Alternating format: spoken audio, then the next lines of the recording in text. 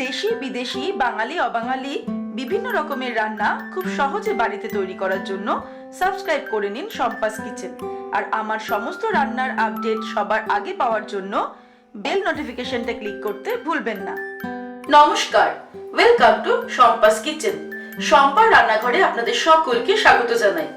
আজ আমি তৈরি করব ছট পুজো স্পেশাল ঠেকুয়া। ঠেকুয়া কিন্তু বিহারের একটা ট্রেডিশনাল রেসিপি, যেটা ছট পুজোর সময় তৈরি করা হয়। এটা কিন্তু খেতে ভীষণ টেস্টি। তাহলে চলুন চটজলদি আমরা তৈরি করে ফেলি ঠেকুয়া। ঠেকুয়া তৈরি করার জন্য সবার প্রথমে আমি একটা বোল নিয়ে নিয়েছি। এর মধ্যে আমি অ্যাড করব আটা। আমি 3 কাপ আটা এর মধ্যে অ্যাড করছি। 3 কাপ আটা আমি দিয়ে দিলাম। 3 কাপ আটা অ্যাড করার পর আমি এর মধ্যে অ্যাড করব সুজি। আমি হাফ কাপ পরিমাণ সুজি নিয়েছি, সুজিটা এর মধ্যে দিয়ে দিলাম। এবারে আমি এর মধ্যে অ্যাড করছি গুঁড়ো করে রাখা চিনি। আমি মিক্সিতে হাফ কাপ চিনি গুঁড়ো করে নিয়েছি, সেই গুঁড়ো চিনিটা এর মধ্যে দিয়ে দিলাম। চিনিটা কিন্তু অবশ্যই গুঁড়ো করে নিয়ে তারপরেই অ্যাড করতে হবে। 2 টিস্পুন আমি মৌরি দিয়ে দিলাম, তবে মৌরিটা কিন্তু নিজেদের স্বাদ অনুসারে দেবেন। আর চিনিটাও কিন্তু নিজেদের স্বাদ অনুসারে পরিমাণটা কমানো অথবা বাড়ানো যেতে পারে। এবার আমি কিছু ড্রাই ফ্রুটস অ্যাড করব আমাদের ঠেকুয়ার মধ্যে। তার মধ্যে আমি দিয়ে দিলাম ড্রাই কোকোনাট, ছোট ছোট করে একদম কুচিয়ে রেখেছি, এটা দিয়ে দিলাম। কিছু কাজু আমি কুচিয়ে রেখেছি, কাজু বাদাম দিয়ে দিলাম। কিশমিশটাও ছোট ছোট করে কুচিয়ে নিয়েছি, সেটাও দিয়ে দিলাম। এলাচ গুঁড়ো দিয়ে দিচ্ছি আমি হাফ টিস্পুন। আপনারা চাইলে গোটা এলাচের যে দানাগুলো সেগুলোকেও কিন্তু গুঁড়ো করে দিতে পারেন। এবারে আমি দিচ্ছি 1 টেবিলস্পুন পরিমাণ ঘি। ঘি দিলাম আমি 1 টেবিলস্পুন পরিমাণে। এর সঙ্গে একটু সাদা তেল আমি অ্যাড করব, তবে আপনারা চাইলে কিন্তু সম্পূর্ণটা ঘি দিতে পারেন। আমি আরো 1 টেবিলস্পুন মতো সাদা তেল দিয়ে দিচ্ছি। আপনারা চাইলে 2 টেবিলস্পুন ঘিও কিন্তু দিতে পারেন। আমি 1 টেবিলস্পুন সাদা তেল এর মধ্যে দিয়ে দিলাম। এবারে সমস্ত উপকরণগুলো আমি ভালো করে মিশিয়ে নেব।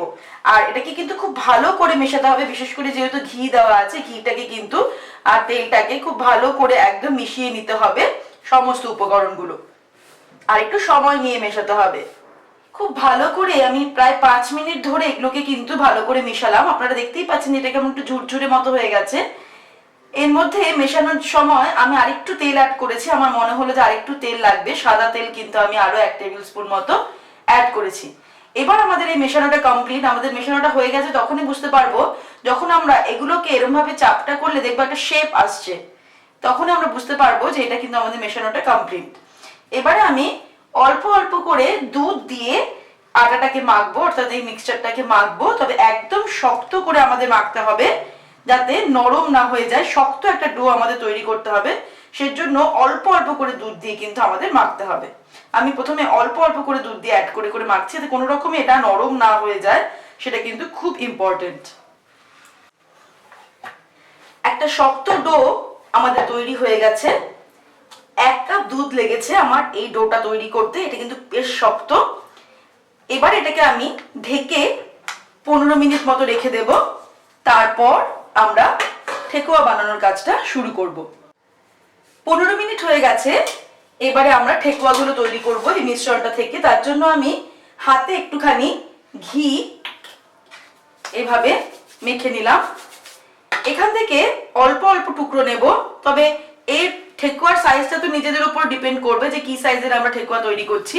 দিয়ে প্রথমে আমরা এটাকে গোল করছি, তারপর 2 হাতের সাহায্যে এটাকে আমরা একটা চ্যাপ্টা শেপ দেব। এইভাবে একটা চ্যাপ্টা শেপ দেব। তবে এই ঠেকুয়ার যে থিকনেসটা, এটা কিন্তু খুব বেশি যাতে পাতলা না হয়ে যায়, আবার খুব বেশি যাতে মোটা না হয়, এরকম রাখতে হবে থিকনেসটা, এরকম। তারপর যাদের কাছে ছাঁচ আছে, সন্দেশের ছাঁচ বা ঠেকুয়া তৈরি করার ছাঁচ, তারা তো এর উপরে ডিজাইন দিতে পারেন। যেহেতু আমার কাছে ছাঁচ নেই, সেহেতু আমি একটা কাঁটা চামচের দ্বারা এখানে একটুখানি ডিজাইন করে দিচ্ছি। সেটা নিজেদের ইচ্ছে মতো কিন্তু করা যেতে পারে।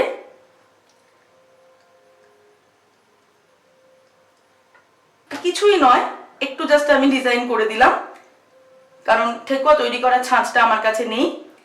এভাবে এটা রেখে দিলাম। এভাবে সমস্ত উপকরণ দিয়ে আমরা ঠেকুয়াটাকে তৈরি করে নেব।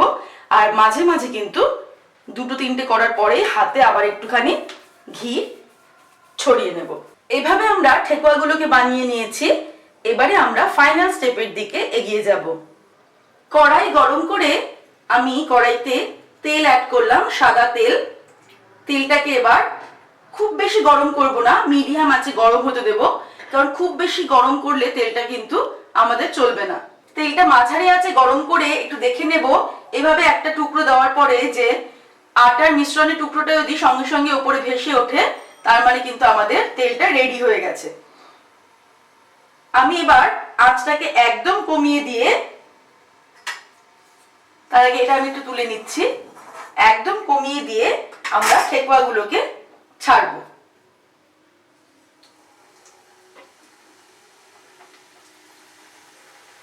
মিডিয়াম টু লো আঁচে আমাদের ঠেকুয়াগুলোকে ফ্রাই করতে হবে, কারণ ওপর থেকে না হলে ঠেকুয়াগুলো কালার হয়ে যাবে, কিন্তু মাঝখানে কিন্তু ভেতরে কাঁচা কাঁচা থাকবে। তাই মিডিয়াম টু লো রেখে আমাদের ঠেকুয়াগুলোকে আস্তে আস্তে সময় নিয়ে উল্টে পাল্টে ভালো করে ফ্রাই করতে হবে। 2 মিনিট মতো একটা সাইড ফ্রাই করার পর এগুলোকে আমি উল্টে দিচ্ছি। তারপরে আরো 2 মিনিট আমি উল্টো পিঠটা হতে দেব। এইভাবে মিডিয়াম টু লো ফ্লেমে রেখে কিন্তু আমি এটাকে ফ্রাই করছি। আবার 2 মিনিট হয়ে গেলে আমরা এগুলোকে উল্টে দিলাম। দেখতেই পাচ্ছেন ঠেকুয়াগুলো কিন্তু খুব সুন্দর দেখতে হয়ে গেছে, আর এগুলো কিন্তু পুরোপুরি ভাজা হয়ে গেছে। এইভাবে লো মিডিয়াম ফ্লেমে রেখে আমরা ঠেকুয়াগুলোকে ফ্রাই করে নেব, পছন্দ মতো শেপ করে, পছন্দ মতো ডিজাইন করে, পছন্দ মতো সাইজ নিয়ে। এবারে এগুলোকে আমি তুলে নিচ্ছি, নিয়ে আমি এগুলোকে প্রথমে ঠান্ডা হতে দেব, তারপর সার্ভ করব। তৈরি হয়ে গেছে আমাদের ছট পুজো স্পেশাল রেসিপি ঠেকুয়া। আপনারা দেখলেন আমি কত ইজিলি দারুণ টেস্টি ঠেকুয়া তৈরি করলাম। আমার রেসিপিটা ভালো লাগলে ছোট্ট করে একটা লাইক এবং সকলের সঙ্গে শেয়ার করার অনুরোধ রইল। ভালো থাকবেন, সুস্থ থাকবেন। আবার সকলকে জানাই ছট পুজোর শুভেচ্ছা। নমস্কার।